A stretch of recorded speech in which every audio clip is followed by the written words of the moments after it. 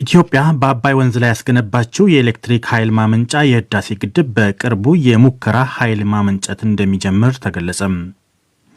የኢትዮጵያ ዜጎች ለማህበራዊ ፍትህ ኢዜማ የመንግስትን ስራ የሚከታተል ethio ያለውን የካቢኔ አባል መስረቱን አስታወቀም። የአቶ ጀዋር መሐመድ ቤተሰቦችን ጨምሮ ቢያንስ 7 ሰዎች ድንገት በፖሊስ ታስረው መለቀቃቸው ተነገረም። የሱዳን የጸጥታ ኃይሎች ለተቃውሞ በፕሬዝዳንቱ መኖሪያ አካባቢ የተሰባሰቡ ሰልፈኞችን ለመበተን አስለቃሽ ጭስ መጠቀማቸውን እማኞች ገለጹ።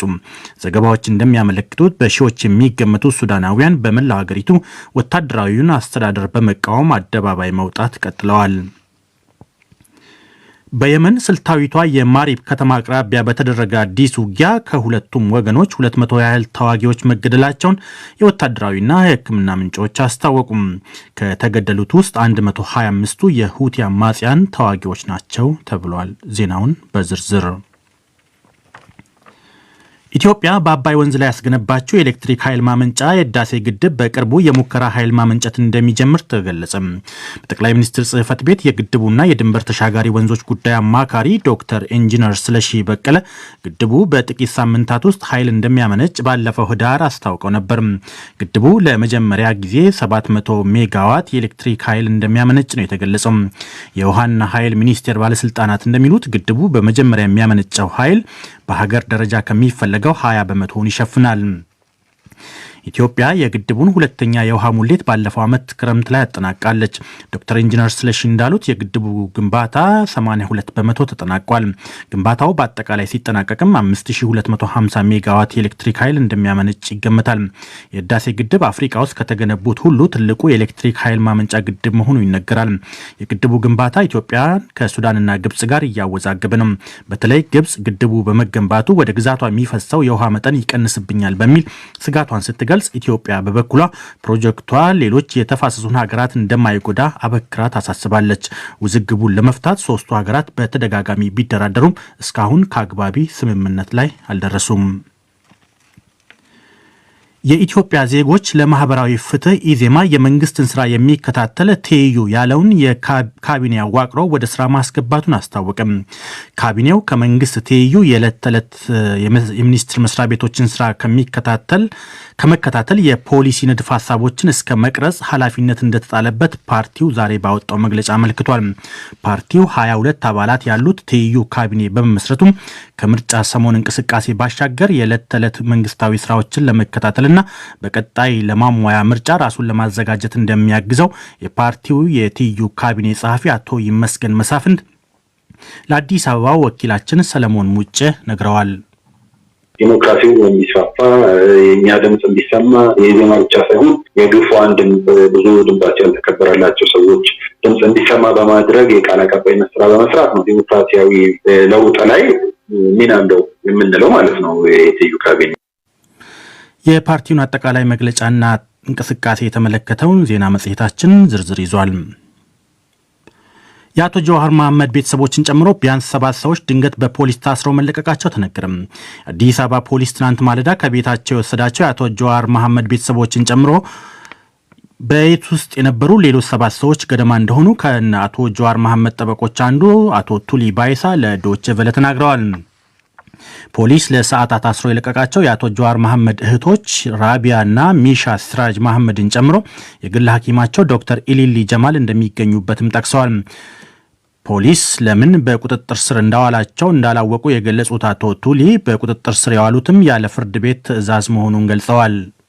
ቤት ውስጥ የተገኘው ሰው በሙሉ ዶክተር ኢሊሊ የነ አቶ ጀዋርና እነ በቀለ ዶክተርን ጨምሮ የነ በቀለ ሾፌር የሆነው ሰው ምግብ ይዞ ወደ ቃሊቲ ለመሄድ እዛ ተገኝተው ነበር። እነዚህ ሰዎች በሙሉ ተክሎ 7-8 የሚሆኑ ሰዎችን ይዞ አስሯቸው ነበር። እዚህ ቦሌ ገርጂ የሚባል ሰፈር ተሰጠ ምክንያት የለም። እዛ ከወሰዷቸው በኋላ ትንሽ ቆይቶ ደግሞ ከሰዓት በኋላ መልሶ ለቋቸዋል ሁላቸውንም። ነገር ግን የዶክተር ኢሊሊን ኮምፒውተር አልመለሱላቸውም። እሱን እንመረምራለን ብሎ ይዘውባቸዋል። ትናንት በቁጥጥር ስር የዋሉት ግለሰቦች ለደንበኞቻቸው መንግስት የሚያቀርብላቸው ምግብና መጠጥ ለደህንነታችን እንሰጋለን ከቤተሰቦቻችን ይምጣልን ብለው ፍርድ ቤት ጥብቅ ትዕዛዝ በሰጠበት መሰረት ለደንበኞቻቸው እህል ውሃ የሚያመላልሱ እንደነበር አቶ ቱሊ መናገራቸውን የአዲስ አበባ ዘጋቢያችን ስዩም ጌቱ ዘግቧል። ስለ ጉዳዩ የአዲስ አበባ ፖሊስ ኮሚሽን የህዝብ ግንኙነት ኃላፊ ኮማንደር ፋሲካ ፋንታውን ለጊዜው መረጃ እንደሌላቸውና መረጃውን ሲያገኙ ለመግለጽ ዝግጁ መሆናቸውን ገልጸዋል። የሱዳን የጸጥታ ኃይሎች ለተቃውሞ በፕሬዝዳንቱ መኖሪያ አካባቢ የተሰባሰቡ ሰልፈኞችን ለመበተን አስለቃሽ ጭስ መጠቀማቸውን እማኞች ገለጹ። ዘገባዎች እንደሚያመለክቱት በሺዎች የሚገመቱ ሱዳናውያን በመላ ሀገሪቱ ወታደራዊውን አስተዳደር በመቃወም አደባባይ መውጣት ቀጥለዋል። ሱዳናውያን ለተቃውሞ አደባባይ የወጡት የዲሞክራሲ ኃይሎች የተባለው ቡድን ግዙፍ የጸረ መፈንቅለ መንግስት የሰላማዊ ሰልፍ ከጠራ በኋላ ነው። የተባበሩት መንግስታት ድርጅት በበኩሉ በሱዳን ሁሉን አካታችና ትርጉም ያለው ውይይት ይደረግ ዘንድ ጥሪ አድርጓል። ጠቅላይ ሚኒስትር አብደላ ሐምዶክ በተለይም የዲሞክራሲ ኃይሎች ቡድንን ከወታደራዊ አስተዳዳሪዎች ጋር ማቀራረብ አለመቻላቸው ስልጣናቸውን ለመልቀቃቸው በምክንያትነት ጠቅሰው ነበር።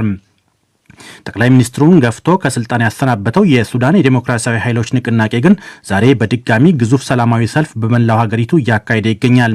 ይህ ደግሞ ከወታደራዊ መፈንቅለ መንግስቱ ማግስት ጀምሮ ከ60 በላይ ሱዳናውያን የተገደሉበት ንቅናቄ ጠንክሮ ስለመቀጠሉ የአሶሺየትድ ፕሬስ ዘገባ ያመለክታል። የገዢው ሉዓላዊ ምክር ቤት መሪ ጀነራል አብዱል ፈታህ አልቡርሃን የተወሰኑ ተግባራት ያሉትን ገለልተኛ ካቢኔ እንደሚያቋቁሙ አስታውቀዋል። ከዚሁ ጎን ለጎን የሚዋቀረውን የባለሙያዎች ካቢኔ የሚመራ ገለልተኛና ታዋቂ ግለሰብ የማፈላለጉ ስራ መቀጠሉ ሲነገር የቀድሞ የፋይናንስ ሚኒስትር ኢብራሂም አልባዳዊ ስም አብሮ ተያይዞ ተነስቷል። ምንም እንኳ እርሳቸው በጉዳዩ ላይ አስተያየት ባይሰጡበትም ይህ በእንዲህ እንዳለ የተባበሩት መንግስታት ድርጅት ዋና ጸሐፊ አንቶኒዮ ጉተሬሽ በሱዳን ተቀናቃኝ ወገኖች ሁሉን ለሚያሳትፍና ትርጉም ወዳለው ውይይት እንዲመጡ ጥሪ አድርገዋል። ጉተሬሽ ሁሉን አካታች ሰላማዊና ዘላቂ መፍትሄ እንዲደርስ ጠይቀዋል። ይህ ዶቼ ቬለ ነው።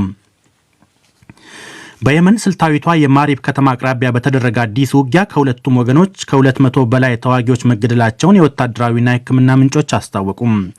ከተገደሉት ውስጥ 125ቱ የሁቲ አማጽያን ተዋጊዎች ናቸው ተብሏል። ሳዑዲ አረቢያ መራሹ ጥምር ጦር ሻቧና አልባይዳ በተሰኙ አካባቢዎች አዲስ ውጊያ መከፈቱን ተከትሎ በሰነዘሩት የአየር ጥቃት አማጽያኑን መግደላቸውን የማሪብ የሕክምና ምንጮች ለፈረንሳይ ዜና ወኪል ተናግረዋል። ባለፉት 24 ሰዓታት በተደረገው ውጊያ ከተባባሪዎቹ ሀገራት ጦር 70 ወታደሮች መገደላቸውን የየመን መንግስታዊ ምንጮች አረጋግጠዋል። የሁቲ አማጽያን ትናንት ሰኞ ወታደራዊ ቁሳቁሶችን ጭና ስትጓዝ ነበር ያሏትንና በተባበሩት አረብ ኤሚሬቶች ሰንደቅ ስር ስትቀዝፍ የነበረች ወታደራዊ የጭነት መርከብ መማረካቸውን አስታውቀው ነበር። የተባባሪዎቹ ሀገራት ጦር ግን መርከቢቱ የጫነችው የሕክምና ቁሳቁስ ነው ይላል።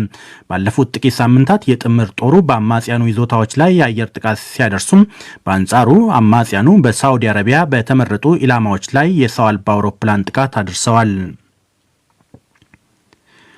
ጀርመን በልውጡ የኮሮና ተዋሲ ኦሚክሮን ስርጭት ስጋት ብሪታንያና ደቡብ አፍሪካን ጨምሮ በበርካታ ደቡባዊ አፍሪካ ሀገራት ላይ ጥላ የነበረውን እገዳ ማላላቷን አስታወቀች።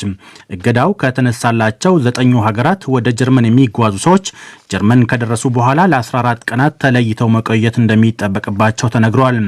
የጀርመን ብሔራዊ የበሽታ መቆጣጠሪያ ማዕከል የሀገራቱን የስጋት ደረጃ ዝቅ ለማድረግ የአጭር ጊዜ ለውጦች ሊኖሩ እንደሚችል ባለፈው ሐሙስ አስታውቆ ነበር። በዚሁ መሰረት ከሀገራቱ ወደ ጀርመን የሚጓዙ ሰዎች በቅርቡ ከበሽታው ያገገሙ አሊያም በሙሉ የተከተቡ ሰዎች ለ10 ቀናት ለይቶ ማቆያ የመግባት ግዴታ ኑሯል። ተመርምረው ኔጋቲቭ ውጤት ይዘው ለሚመጡ ተጓዦች ደግሞ የለይቶ ማቆያውን ጊዜ ወደ 5 ቀን ዝቅ እንደሚደረግ ጠቁሟል። የጀርመን በሽታ መቆጣጠሪያ ማዕከል የሮበርት ሆ እንዳለው ባለፉት 24 ሰዓታት 30561 ሰዎች በተዋሲው መያዛቸው ተረጋግጧል። የሀገሪቱ ጤና ሚኒስቴር በዓላትን ምክንያት በማድረግ በተዋሲው የሚያዙ ሰዎች ቁጥር በ4 እጥፍ ሊያሻቅብ እንደሚችል አስታውቋል። ኢትዮጵያ በአባይ ወንዝ ላይ ያስገነባቸው የኤሌክትሪክ ኃይል ማመንጫ የህዳሴ ግድብ በቅርቡ የሙከራ ኃይል ማመንጨት እንደሚጀምር ተገለጸ። ኢትዮጵያ ዜጎች ለማህበራዊ ፍትህ ኢዜማ የመንግስትን ስራ የሚከታተል ትይዩ ያለውን የካቢኔ መመስረቱን አስታወቀም። የአቶ ጀዋር መሐመድ ቤተሰቦችን ጨምሮ ቢያንስ 7 ሰዎች ድንገት በፖሊስ ታስረው መለቀቃቸው ተገለጸ። የሱዳን የጸጥታ ኃይሎች ለተቃውሞ በፕሬዝዳንቱ መኖሪያ አካባቢ የተሰባሰቡ ሰልፈኞችን ለመበተን አስለቃሽ ጭስ መጠቀማቸውን እማኞች ገለጹ። ዘገባዎች እንደሚያመለክቱት በሺዎች የሚገመቱ ሱዳናውያን በመላ ሀገሪቱ ወታደራዊውን አስተዳደር በመቃወም አደባባይ መውጣት ቀጥለዋል። በየመን ስልታዊቷ የማሪብ ከተማ አቅራቢያ በተደረገ አዲስ ውጊያ ከሁለቱም ወገኖች ከ200 በላይ ተዋጊዎች መገደላቸውን የወታደራዊና የሕክምና ምንጮች አስታወቁም። ከተገደሉት ውስጥ 125ቱ የሁቲ አማጽያን ተዋጊዎች ናቸው ተብሏል። ዜናው በዚሁ አበቃ። ጤና ይስጥልኝ።